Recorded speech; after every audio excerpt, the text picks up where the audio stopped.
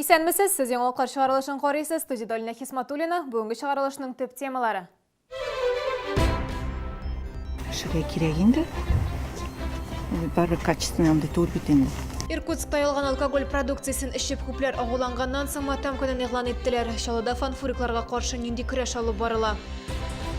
Ашырға ма, ашмасқа ма, өзлерін идаре ету компаниясынан деп танытып мошенниклар юри. Оқушылар салқынға қуана, оқытушылар юана. Түбен хауа температурасы балаларны үйде отырырға мәжбүр ете. Бүгін Иркутскийда мәтәм күні 17 декабрдан башлап бірнеше күн ішінде береде баярышниктің әтмәсін ішіп 55 кіші вафат бұлам, тағын 40-ы дәвалану учреждениелерінде. Қой біреулері ауыр халде. Алкоголь білен көмек ауыланғаннан соң Дмитрий Медведев әлігі спиртлы ішімлекні законсыз сатудан алу шараларын көрерге қошты. Шалыда көмеклеп ауыланы ұшырақлары yok, әммә статистика қуандырмай.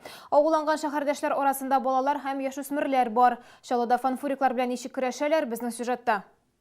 Это для чего? Косметический? Косметический. А вам можно, да, продавать Ну, лицензия у хозяина есть. на спирт? Но это же не спирт, это лосьон идет косметический. Камерның объективен сүртірге деп біз сатушыдан спирт сұрадық, товарын ол итек астынан ғына шығарып берді.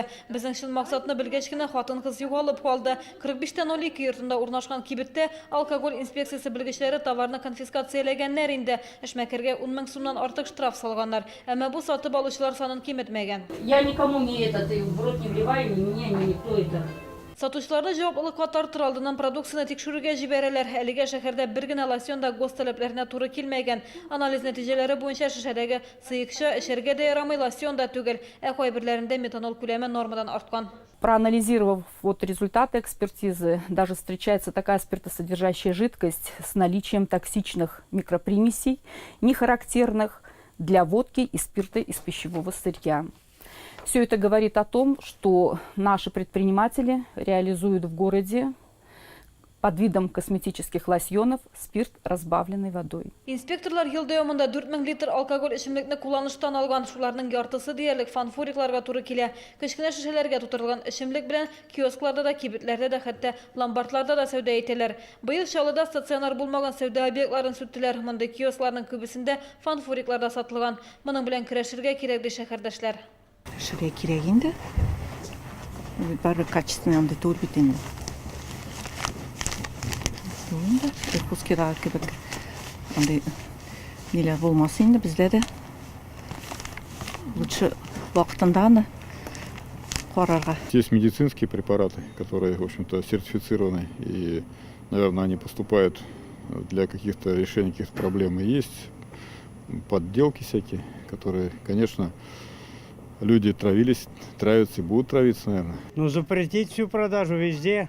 Роспотребнадзордан алынган мәгълүматларга караганда Шалыда да алкоголь белән агулану очраклары бар. Барлык шәһәрдәшләрдә легаль булмаган спиртлы эчемлек куллануга шагыланган. Иркутскида булган хәлдән соң Россия хөкүмәтендә дә бу проблема турында уйлана башладылар. Бәлки тиздән фанфурикларны сатуны тыючы закон кабул итәрләр. Гүзәл Шихапова, Ленар Султанов, яңалыклар. Бүгін күн кинәт суытты, термометр бағанасы 30 градусқа қадар түшті. Мәктәп оқушылары мондый хәлне көтіп күнә торалар, дәрескә барасы юк бит. Әміне оқытушылар оқу процессы өзілгәнгә борчыла. Әмма бу очракта иң мөһиме сәламәтлек. Нинди температурада баланы мәктәпкә җибәрмәскә мөмкин? Сүз хәбәрче безгә. Дәресләр тәмам, балалар өйләренә ашыга. Урамда 29 градус. Укучыларның күпчелеге мондый суыкларга әзер. Надо одеваться очень хорошо, тепло. Балоневые штаны, куртку, шапку, шарфик и перчатки. Я пойду домой сразу после школы, чтобы не замерзнуть. Самые уязвимые места – это нос и губы. Я перед выходом всегда его одеваю. Республика Мәгариф министрлыгы буйрыгы нигезендә температура 25 градус булса, башлангыч сыйныфлар мәктәпкә бармаска мөмкин. Урта сыйныфлар 27, югарылар 32 градус салкында дәрес калдыра алалар.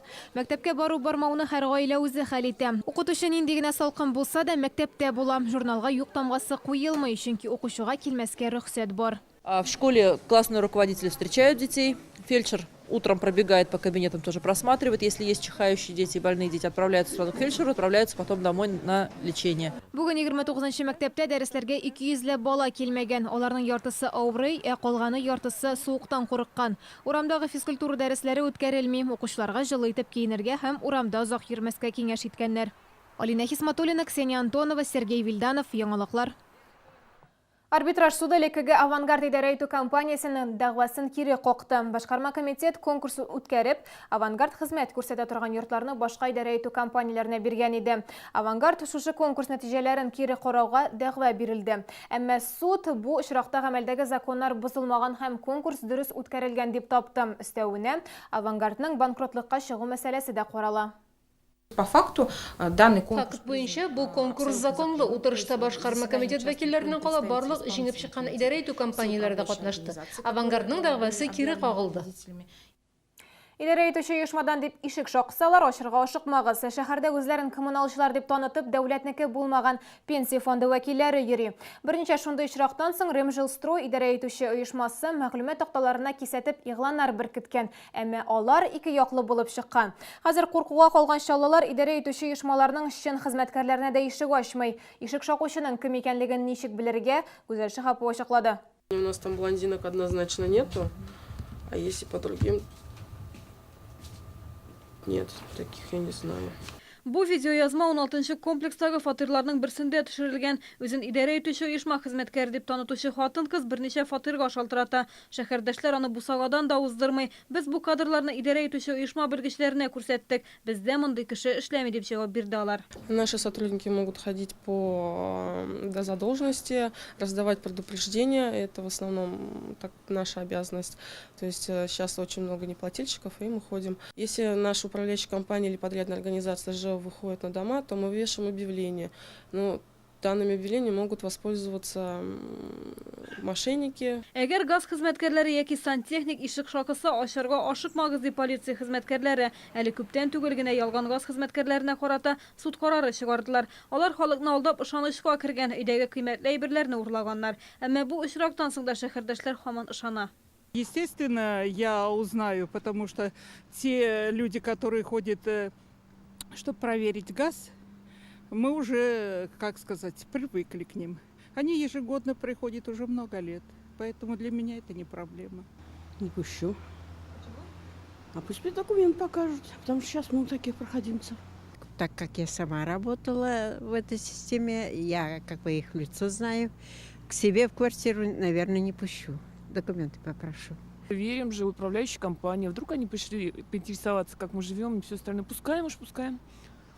А ты пенсионеры у нас на чеку, они не пускают, конечно. Поэтому они бдят, а мы пустим. Караклар һәм җинаятьчеләр корбаны булмас өчен кунакларның документларын сорарга кирәк. Идарә итүче оешмада эшләүче һәр белгечнең дә таныклыгы бар. Анда имза куелырга һәм мөхер сугылган булырга тиеш. Кунакның чын йөзен ачыклауның тагын бер ысулы сораулар бирү. Коммуналчылар идарә итүче оешманың кайдалыгын һәм кая урнашканын уйлап тормыйча да әйтә ала. Гүзәл Шихапова, Сергей Вильданов, Яңалыклар. Бүген шәһәрдәшләр республиканың баш автоинспекторы белән танышты. Ленар Габдрахманов беренче тапкыр Чаллы халкын кабул итте.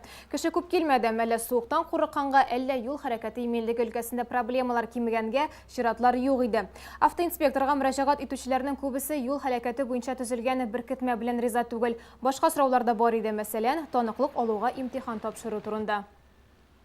Это чисто консультативные вопросы, которые касаются как нового регламента 995, вы знаете, да, с 1 сентября вступил в силу по приему экзаменов. Также есть вопросы, которые касаются линии дорожного надзора и, соответственно, приходят по вопросам новых каких-то изменений в законодательстве. Чаллы яңа елны каршы алырга әзерләнәм. Шимбә көнне Азатлык мәйданында һәм Сарман трактында яңа ел казы ярминкәсе узды. Татарстан фермер хуҗалыклары шәһәр халкына тавык, каз, үрдәк һәм индәүтка ите алып килделәр. Гомумән алганда бу ел Чаллыда 350 авыл хуҗалыгы ярминкәсе оештырылды. Анда 9000 тонна азык-төлек сатылды. Мондый чаралардан сәүдәгәрләр дә канәгать, сатып алучылар да риза. Азатлык мәйданындагы каз базарын безнең хәбәрчебез күреп кайтты. Никахлар булсын, менә бит күпме каз алдылар, күрәсезме? Искиткеч, 5 каз алдылар никахка. Хәләл казлар. курыкмыйча ашарга була. Айнур Хадиуллин каз үстерү белән 15 ел шөгыльләнә. Бу эшнең үз серләре бар ди ул. Күренеп тора, чын сәүдәгәр, яратып, күңел биреп сата. Казлары да бик матур, шуңа күрә аның тирәсендә халык кайный. Bütün bazardan şu abinin kazlarını ışatıp aldık. Rahmet bek zor. İsen sağ işlesinler. İkinci yıl kadar kilsinler. Tağın bir malayını eğlendiresi var. Ярминкәдә кыш итенең барысы да җитәрлек. Каз үрдәкне кайсы районныкын ниндиен аласын килә, сайлау мөмкинлеге зур. Бәяләргә килгәндә индаутканың килосы 300 сум, казныкы 350, түшкәсе 1200-дән 1500 сумга кадәр. Казның эч башын исә 100-200 сумнан саталар. Халык аны бәлешкә дип ала. Сүз уңаеннан 2017 ел әтәч елы булганлыктан күпләр яңа ел табына тавык ите әзерләмәскә уйлыйлар икән. Әйтәләр ярамый, менә шуңа күрә инде ут калдым. Яңа елга кеше нәрсә эшлиш, тыңлыйбыз бит инде бездә. Тавык әзерләмисез инде. Юк инде уткарды әзерләйбез бу ел. Нинди ризык белән каршы алсак та хәерле ел булсын. Мәгърифәтче Каюм Насыри әтәч елында иген уңар дип язып калдырган бит. Азатлык мәйданындагы яңа ел казы ярминкәсеннән халык канәгать. Сәүдәгәрләр исә аның вакытын арттыруны телиләр. Ерак аралардан килгәч, сатып бетерәсебез килә, ди 500 баш каз үрдәк үстерүче Чистай фермеры. Быдай сатам, арпа сатам. Тарттырып сатабыз кичкене чакта. Бик авыр үстерүләр. Менә сатырга килгәч, нәрсәре. Сәгать 2-гә кадәр генә диләр, дамы. Монда нәрсәре. 2-дә халык чыга гына башлый әле. Ярминкә дәвам итә, кар буранга карамый. Чаллыда каз базары алдагы шимбәдә дә оештырылачак. Римма Әхмәтова, Ленар Солтанов, яңалыклар. Бу сезгә ишеткерәсе соңгы мәгълүматыбыз иде. Мин Арина Хисматуллина сезнең белән сау булашам. Исән-имин булыгыз.